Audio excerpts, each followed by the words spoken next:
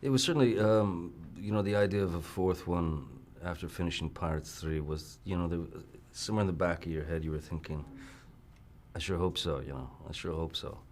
Um, so you always kind of expected that somebody would come around and go, a couple of years later, hey, you know what, we had this idea for a scenario and blah, blah, blah, which is exactly what happened, So I was very happy.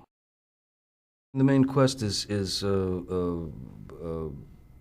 Fountain of Youth. Obviously, there are several kind of outside interests of the Fountain of Youth. There's King George of England. There's the Spanish, and there's the pirates, Blackbeard. Yeah, I thought actually that was a great. It's something they talked about early on. When they were talking sequels, they talked about the Fountain of Youth and Ponce de Leon and stuff. And I never quite saw how they were going to pull it off, but they certainly did. The beauty of the character of Blackbeard is, on the surface, he seems or appears to be a rational man, but then the more you get to know him, he's a stone cold killer, and I mean, without an ounce of heart, not a thing in him.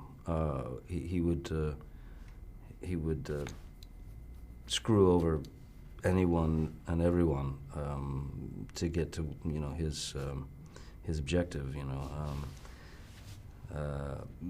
That's one of the things that makes him certainly so dangerous. But also the fact is, Blackbeard was the fiercest of them all. He was the guy who would stop at nothing and was totally unpredictable. And I don't think there's a better choice to play him than Ian McShane, certainly.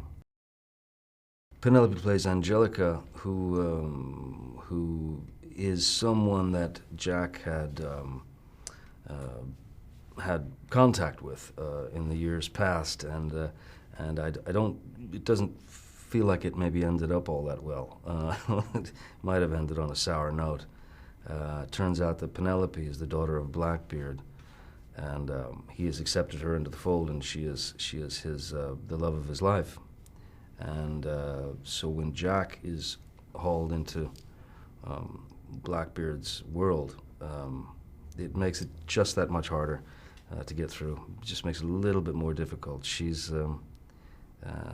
yeah, she has another agenda.